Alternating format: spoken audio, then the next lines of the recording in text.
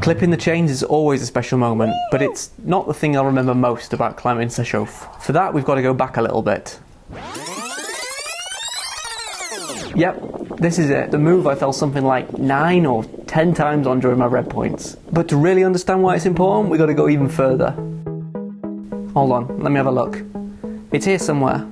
April, March... You see, back at the start of the year, I was trying this project at La Capelle. Ah, here we go. It's this really crimpy thing, and so my fingers were in pretty good shape.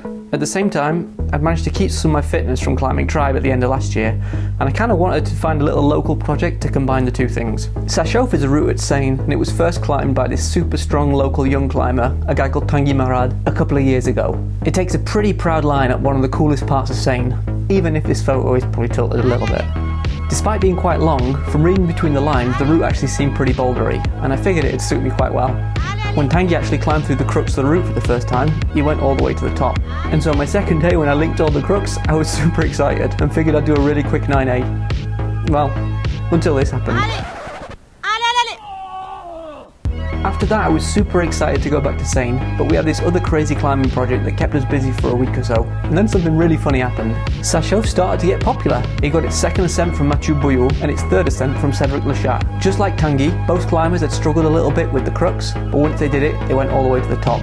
The trouble was for me, is that there was this move in the supposed 8B, which was actually kind of hard. And despite climbing through the start another 3 times, I fell every time on this move above.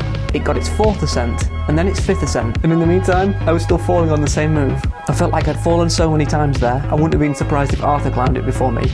But that's the funny thing about climbing, and maybe that's why I like it so much.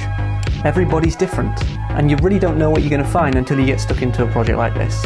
All I could do was to keep trying and keep my motivation high, because at some point, I'm going to do it. You just don't really know when.